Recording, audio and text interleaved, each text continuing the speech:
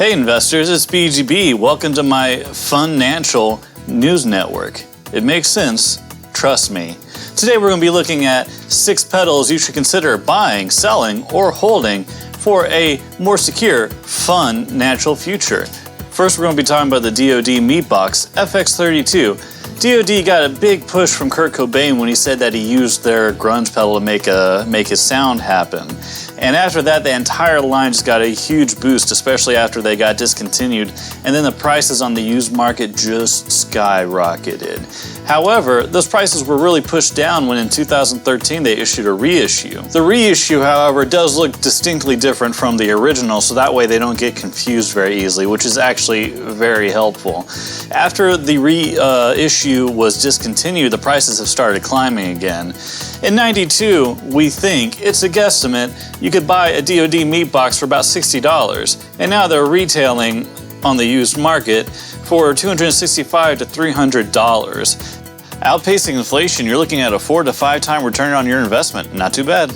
In other words, if you put down 10 grand on nothing but DOD Meatbox FX32 pedals in 1992, right now you'd be sitting on a theoretical 50 grand. Not bad. My advice, hold. The prices are going to keep coming back up, and I think it'll be at least another 15 years before DOD even thinks about doing another reissue. Side note, the reissues are also climbing up in price. Maybe get one of those too. Hold or buy. Don't worry, I think this is a good one. Hashtag not financial advice, I'm broke. The next pedal we're looking at is from Digitech, the DOD parent company. It's got space, it's got stations. It's the Space Station XP300. Now, this pedal hasn't had a huge boost from a celebrity guitarist like Kurt Cobain, but it's gotten this sort of cult following, so much so that people have even taken other of the Digitech stations and modded them to be able to do the same sort of stuff. Now, they haven't done a reissue yet, so I think you may want to consider keeping your ear to the ground. Hold, but be ready to sell if they even so much as look at you funny. You know what I'm saying? Now, we're taking a guesstimate here. We're going to say that the space station probably sold for about $140 in 1995, and now it's selling for $625 to $750 on Reverb. That means you're looking at, again, about 4.5 to 5 time return on your investment. If in 95 you put 10 grand into nothing but the space station, you'd be sitting on a theoretical 50 grand right now. Yeah, maybe pedals aren't the best investment. Anyway, hold, be ready to sell, wait for them to reissue, and then you can buy it when the price dips. Your call. I don't know what I'm doing. The next pedal we're looking at is also from the Digitech family. It's the Digitech Polara. This was on a lot of lists of top budget reverb pedals, and it was recently discontinued. Used to be you can get this for about $75, but now they're already selling for $150. I was lucky enough to get this at $120. My recommendation, buy. If you can buy it right now and get it for less than $150, I think you're getting a good deal. We know it would be at least another 10 to 15 years before they even think about reissuing it, and it's been climbing quick. Some people are saying it was actually based on some of the settings you could get from the Space Station XP300. I don't know that for certain. I think it's a fun pedal. Buy it. Have fun with it. Wait 10 years. Then maybe sell it, make some money, buy other pedals. That's all we really want the money for, right? But I should emphasize, this is hashtag not financial advice.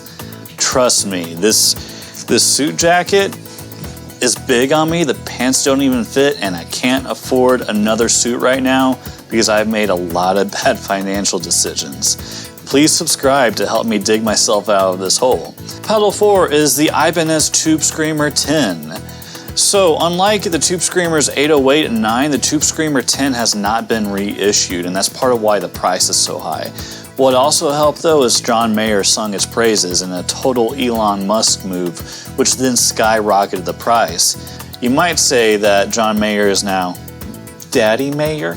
Anyway, we think in 1986 you probably could have gotten a TubeScreamer 10 for about $60, give or take, and now they're selling for anywhere between $400 and $1,500 depending on the quality that they are in, you know, how well they've held up, etc. Leaving inflation in the dust, you're looking at a 6.5 to 25 time return on your investment. So if you put $10,000 down on nothing but TubeScreamers in 1986, you could be sitting on 250 grand right now. Good job, theoretical investor, who certainly isn't me. If you want to donate a good TubeScreamer 10 to me, it would mean so much. I will play it so hard before I sell it so that I can eat something that's not sandwiches. Please subscribe to help me secure my financial future. Hashtag not financial advice. Pedal number 5 on this list is probably the most well known at the moment because it's having a bit of a moment. It is everywhere. It's a meme. It has skyrocketed in price, and Daddy JHS tried to sell his for $500,000. And what happened with that? I'm not seeing that listed anymore. Did someone buy it?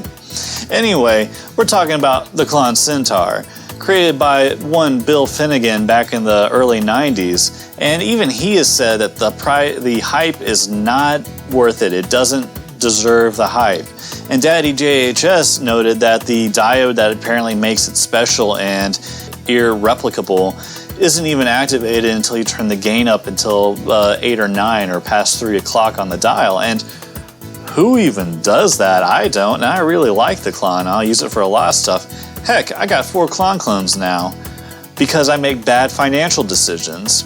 Anyway, it's well known that the Klon Centaur sold for $250 while it was being made, and now it is selling for anywhere between $3,500 and $7,500. Meaning if you bought one in the 90s and just sat on it right now, you'd get anywhere between 14 and up to 30 times your initial investment on a Klon Centaur bought in 2005. Which means if you put $10,000 into just nothing but Klon Centaurs in the 90s, you know, supposing Bill Finnegan would have let you do that, you could be sitting on $300,000 right now. Dear Lord, if you ask me, sell it. These prices will not sustain. The clones are too good. Basically, it's just all hype right now. The prices are going to dip. My take on it, if you have an original Klon Centaur, sell it, wait for the prices to dip down, and once they've dipped, then buy another original one. It'll be way cheaper and you can pocket the difference. Use that to buy some other cool stuff.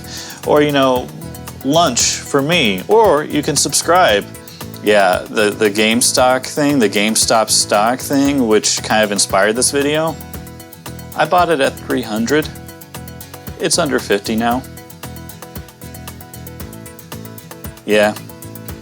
Subscribe. And now number 6 and last on the list for today is the Dallas Arbiter Fuzz Face. This pedal was first really used by the likes of Jimi Hendrix and David Gilmour and a lot of other classic rock legends. However, Dallas Arbiter doesn't exist anymore. So they're not being produced anymore. If you own these, you have no threat of a reissue to come in and then take down the value of your investment on it. So if I were you, I'd hold, unless you really need the money. Hold until you're ready to retire from playing guitar and then sell it for whatever it's going for then. Unless, of course, you really need the money right now, then by all means, like if you need to get a Dunlop, I will buy you a Dunlop Fuzz Face because I make bad financial decisions. If you let me do a shootout between it and original Dallas Arbiter Fuzz Face, that would be amazing. Follow your heart though. Don't listen to me for financial advice. Anyway, using our best math, we think you could have gotten a Dallas Arbiter Fuzz Face in 1968 for around $20. After, you know, that's pretty wild guesstimate there, but I think it's right. Anyway, they are now selling for anywhere between $1,900 and $3,500. That means, thanks to inflation, you could be looking at 95 to 175 times your initial investment as a return. I.e., if in 1968 you would put down $10,000 on nothing but Dallas Arbiter Fuzz Faces, you could be sitting on over $1.5 million right now. Could you imagine? But also, $10,000 in 1968 was a lot of money, so good luck with that if you get a time machine, not to be confused with the Behringer VM1 time machine. Now, to put all that in perspective, let's say you waited until January 4th, 2021 to put $10,000 into nothing but GameStop stock and then sold it where it peaked around $375, you could be sitting on $217,000 right now. Yeah, it feels like stocks have a quicker return than pedals. That's why you shouldn't take financial advice from me. But please subscribe for more pedal news. We will be doing more of these. Thank you.